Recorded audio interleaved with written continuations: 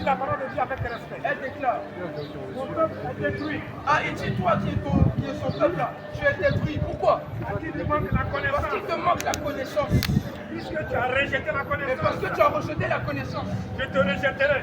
Ah, c'est clair. Et tu seras dépouillé de mon sacerdoce. Amen. Donc si nous sommes là, c'est pour que tu prennes connaissance de la vérité. Si nous sommes là, c'est pour que tu connaisses la vérité. Mais maintenant, l'Écriture déclare que le peuple de Dieu périt. Le peuple de Dieu ne peut pas aller au ciel. Pourquoi? Parce qu'il lui manque la connaissance. Et cette connaissance que nous sommes en train de t'annoncer, si tu la rejettes, ces mêmes paroles de Dieu là déclarent que Dieu lui-même va te rejeter. Mais qui veut que le Seigneur le rejette? Qui veut que Dieu le rejette? C'est pourquoi nous sommes là, afin que tu puisses avoir connaissance de la vérité. La parole de Dieu déclare, Jésus lui-même va déclarer, puisque tu doutes que le Seigneur est Dieu, puisque tu doutes que le Seigneur est le véritable Dieu. Les prophètes même ont parlé de lui. Lorsqu'on dit au peuple de Dieu que c'est le Seigneur Jésus qui est le véritable Dieu, ah, le peuple de Dieu dit non, ça tu ne racontes pas. Le Seigneur, Jésus c'était un homme, sa mère c'était Marie, son père c'était Joseph le charpentier. Toi tu nous dis quoi? Oh, la parole de Dieu va elle-même témoigner que c'est lui qui est le véritable Dieu. Lisons. Luc 24, verset 44. Luc 24, verset 44. Puis il leur dit, Il leur dit quoi? c'est ce que je vous disais. Là, ce que je vous disais, Lorsque j'étais encore avec lorsque vous, j'étais encore avec vous, sachez ce qui parle. il fallait que Il fallait que ça accomplisse tout ce qui est écrit ça de moi accomplisse tout ce qui est écrit de moi dans la loi de Moïse, dans la loi de Moïse, dans les prophètes dans les prophètes et dans les psaumes. et dans les psaumes. Je parle hébreu à l'océan. Ça veut dire que Jésus, sa divinité était cachée quelque part. Sa vérité était annoncée quelque part. Sa divinité était cachée quelque part. Et cette vérité, cette divinité-là, elle était annoncée. Déjà même avec la loi, déjà même avec les prophètes. Donc si tu veux connaître, si tu veux savoir si Jésus est le véritable Dieu, il faut interroger les Écritures, il faut interroger Moïse, il faut interroger les prophètes. Lisons Hébreu 1, le verset 1. Amen, amen. Amen. Hébreu 1, le verset 1. Après avoir autrefois, Après avoir autrefois, à plusieurs reprises à plusieurs reprises, et de plusieurs et manières, de plusieurs manières, parlé à nos pères par les prophètes, donc nos pères étaient enseignés par les prophètes. Le peuple d'Israël a quitté le peuple de Dieu. Ils étaient enseignés par les prophètes. Mais la même écriture, c'est la même parole de Dieu va déclarer que les prophètes ils ont touché la grâce. Lorsqu'ils prophétisaient et lorsqu'ils parlaient d'un langage bizarre, en réalité ils ne parlaient pas d'eux-mêmes, mais ils parlaient du Seigneur Jésus. parlait encore. Mais voilà pourquoi l'Éthiopien, lorsque Philippe va voir l'Éthiopien, il va lui poser la question dans cette écriture-là. Et ça, il parle de qui? Est-ce qu'il parle de lui ou il parle d'un autre homme? Lorsqu'il s'agit de cette écriture-là, les prophètes, lui, parlent de qui? Mais la personne dont les prophètes ont parlé, c'est Jésus. Prenons Michée 5, verset 1. Si nous comprenons que les prophètes ont parlé de Jésus, les prophètes ont parlé de la divinité de Jésus, alors nous allons chercher dans la parole de Dieu. Est-ce que Jésus est le véritable Dieu? Parce que si c'est le véritable Dieu, ah moi je donne ma vie à Dieu. Si Jésus est vraiment le véritable Dieu, moi je vais tout faire pour le faire plaisir. Lisons Michée 1, Michée 5, verset 1. Michée 5, verset 1. Michée 5, verset 1. Je lis la parole de Dieu avec respect. Et toi, Bethléem Ephrata, Et toi, Bethléem Ephrata, petite entre les milliers de petit Judas, entre les milliers de Judas, de toi sortira pour moi de toi sortira pour moi celui qui dominera sur Israël. celui qui dominera sur l'Israël. Et dont l'origine remonte au temps ancien. Oh, ah, reprendre la partie. Et dont l'origine Et dont l'origine. remonte au temps ancien. Donc ça veut dire que l'enfant là qui devait venir, ou encore l'homme qui devait venir, son origine là c'est l'éternité. Son origine c'est les temps anciens. Mais ils ne savent pas de quel homme. C'est quel homme qui est né à Bethléem. Et on dit la domination reposera sur lui. Paul, Matthieu chapitre 2. On peut se cacher comment qui est le Seigneur Jésus. Parce que la même écriture dans le livre de Ésaïe chapitre 35, à partir du verset 4 à 6, on dit que Dieu il va descendre lui-même pour guérir les malades. À ce temps-là, les boiteux vont marcher. Mais quand il est apparu sur terre, il est venu sous quelle forme? C'est maintenant nous posons la question. Est-ce qu'il est déjà venu? Est-ce qu'il est venu même une fois sur la terre? Lisons Matthieu chapitre 2. Jésus est né à Bethléem. Ah, Jésus est donné où ça? À Bethléem. Donc ça veut dire que Michel, là, lorsqu'il disait que de toi, Bethléem, il va sortir quelqu'un qui a la domination. Ici, on parlait de Dieu, on parlait de Jésus. Et dans le livre de Michel, Michel a dit quoi? Que l'origine de cet homme qui va venir sur terre, son origine remonte au temps ancien. Ancien des jours. Son origine remonte à l'éternité. Or, celui qui vient de l'éternité,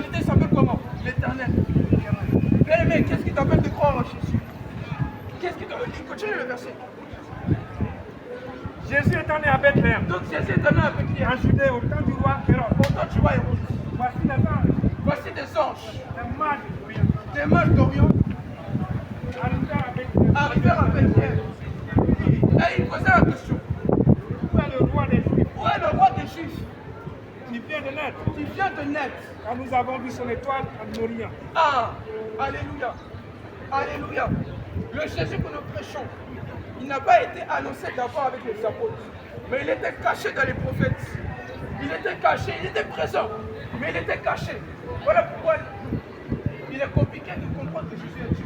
Mais aujourd'hui, l'Éternel a passé serviteur, afin que tu puisses savoir, avoir la connaissance. Parce que si tu ne sais pas que Jésus est le véritable Dieu, comme le déclare le livre de Osée 4, verset 6, on peut que nous avons des connaissances. Donc si tu n'as pas la connaissance de ces choses, tu ne pourras pas aller au ciel. Alléluia. Dans l'enlèvement, il y a des conditions. Il y a des conditions. Si tu n'es pas fils de Dieu, tu ne pourras pas aller au ciel. Si tu n'es pas fils de Dieu, tu ne pourras pas aller au ciel. Or, pour devenir fils de quelqu'un, la nature même nous enseigne. Lorsque tu vas avoir un fils, c'est là maintenant que la semence va couler. Et lorsque la semence maintenant va rentrer, c'est là maintenant les choses vont se faire et le fils maintenant va venir. Voilà pourquoi pour être fils de Dieu, il faut recevoir la semence de Dieu. Or, la semence de Dieu, c'est la parole. Prends Ésaïe 55, le verset 10. La semence de Dieu, c'est la parole. Si tu veux t'enlever, il faut être fils de Dieu. Mais comment être fils de Dieu? C'est là maintenant que nous allons comprendre. Lisons. Ésaïe 55, le verset 10. Et tu vas comprendre comment devenir fils de Dieu pour être enlevé. Continue. Comme la pluie et la neige Comme la pluie et la neige descendent des cieux descendent des cieux et n'y retournent pas sans avoir arrosé, et n'y retournent pas sans avoir arrosé, féconder la terre féconder la terre, et faire germer les plantes et faire germer les plantes, sans avoir donné de la semence au semeur, sans avoir donné la semence au semeur, pain à celui qui mange. et du pain à celui qui mange. Ainsi en est de ma parole, Ainsi en est-il de ma parole sort de ma bouche, qui sort de ma bouche. elle ne retourne point à moi sans effet. Elle ne retourne pas à moi sans effet. On peut s'arrêter là. Donc ça veut dire que la parole de Dieu, c'est ça la semence. Si tu veux aller au ciel, il faut être fils de Dieu. Il faut avoir la semence de Dieu. Mais lorsque il envoie ses serviteurs, afin que tu puisses accepter la semence pour devenir enfant de Dieu, tu refuses. Tu refuses catégoriquement. Et tu crois que cela, c'est la vanité. Tu préfères t'accrocher aux doctrines humaines. Tu préfères t'accrocher à ce qui est humain qu'à ce qui est céleste. L'Éternel il te donne l'occasion de pouvoir être fils de Dieu, de pouvoir être enlevé, de pouvoir aller au ciel par sa parole. Mais lorsque la parole vient, tu refuses. Lorsque la parole vient, pourquoi ton cœur est si dur? Pourquoi ton cœur est si dur à débrancher? Pourquoi il dit soit le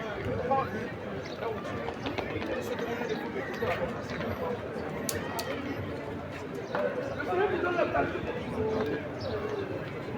Moi, je te conseille quelque chose. Ne t'accroche pas à la vie sur terre, parce que la parole est claire. Celui qui aime le monde perdra sa vie.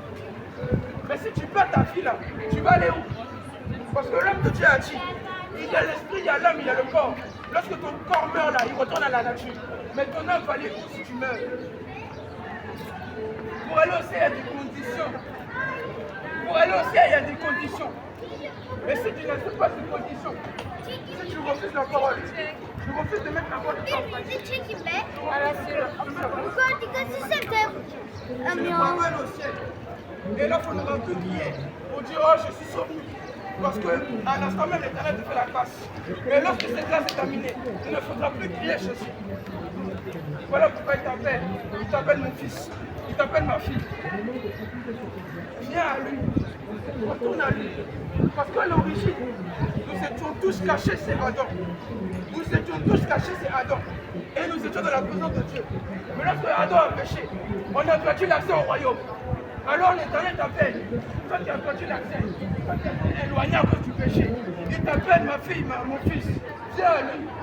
Accroche-toi à ma parole. Sinon tu ne pourras pas aller au ciel. L'Éternel t'appelle, il te dit ça actuellement. Et te pose encore la question. Pourquoi tu refuses? Je t'ai tapé à la porte de ton cœur. Je t'ai tant parlé à divers moyens. Mais tu refuses catégoriquement ma parole. À présent, si tu refuses encore, bien aimé, moi je veux revenir pour que tu puisses vraiment accepter la Sainte. Tu puisses vraiment te conformer à la parole. Alléluia. Alléluia. Alléluia. Alléluia. Alléluia. Maintenant, je parle pour ceux vraiment qui veulent accepter la parole. Parce qu'il y a des personnes qui pensent que pour aller au ciel, je ne sais pas, c'est par un autre moyen. Or, le moyen pour aller au ciel, la connaissance et la mise en pratique des choses. Mais quand on parle de parole, il s'agit de quoi? C'est cette même parole-là qui va te dire de ne plus marcher comme des païens. Moi, c'est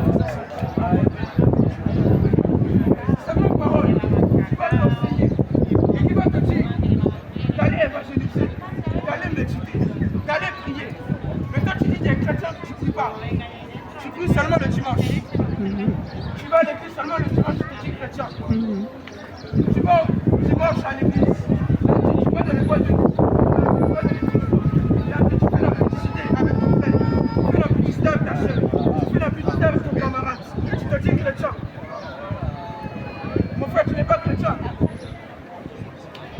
Mais le Seigneur a besoin de chrétien. C'est là qu'il faut se conformer à la parole. Tu dis que tu es chrétien. Tu vas à l'église tous les dimanches. Mais le lundi au samedi, zéro vie de prière. Zéro méditation. Zéro. Zéro. Et tu te dis chrétien. Éphésiens 4. Éphésiens 4. À partir du verset 17. Voici donc ce que je dis. Je déclare dans le Seigneur. Et ce que je déclare dans le Seigneur. C'est que vous ne devez plus marcher comme des Vous païens. ne devez plus marcher comme des païens. Qui marchent selon la vanité Qui de marchent selon la vanité de quoi? la vanité de leur pensée. Selon la vanité de leur pensée. Lorsque tu appelles les magasins, le sac à main là, ou l'iPhone, j'ai jugé ça c'est bon, je dois acheter ça. Là tu te conformes à ton désir, à ta pensée. Mais l'apôtre Paul, il t'exhorte à ne plus marcher comme cela. Parce que si tu marches comme cela, tu ne crois pas le ciel. On est encore le verset. Voici donc ce que je dis. L'apôtre Paul dit, il t'exhorte. Je déclare dans le Seigneur. Et il te déclare encore, Vous ne devez plus marcher comme des tu païens. ne devais plus marcher comme quoi? Comme des païens. Et oui, Qui marchent selon la vanité de leur qui marchent pensée. selon la vanité de leur pensée. Ils ont l'intelligence Ils ont obscurcie. une intelligence obscurcie. Ils sont étrangers à la vie de Dieu. Ils sont étrangers à la vie de Dieu. À cause de l'ignorance qui est en eux. À cause de quoi?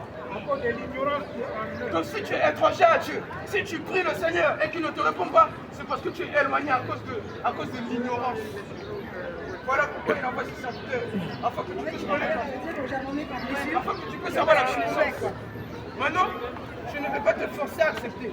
Si tu vas aller au ciel, c'est toi-même si tu vas savoir si tu vas aller au ciel. C'est toi-même si tu vas savoir si tu vas accepter la parole. Si tu vas aller au ciel, moi je ne te force pas, tu acceptes la parole. C'est tout ce que je peux te conseiller. Mais à celui qui, après avoir écouté ce message, ne veut pas se conformer à cette doctrine, tu fais comme tu veux. Mais sache que la grâce qui te donne là, il y a un temps. Il y a un temps pour naître et un temps pour mourir. Si le temps vient et que tu meurs, tu n'as pas été trouvé dans la doctrine de Christ, tu ne pourras pas avoir le salut, tu ne pourras pas être au ciel, tu ne pourras pas être enlevé.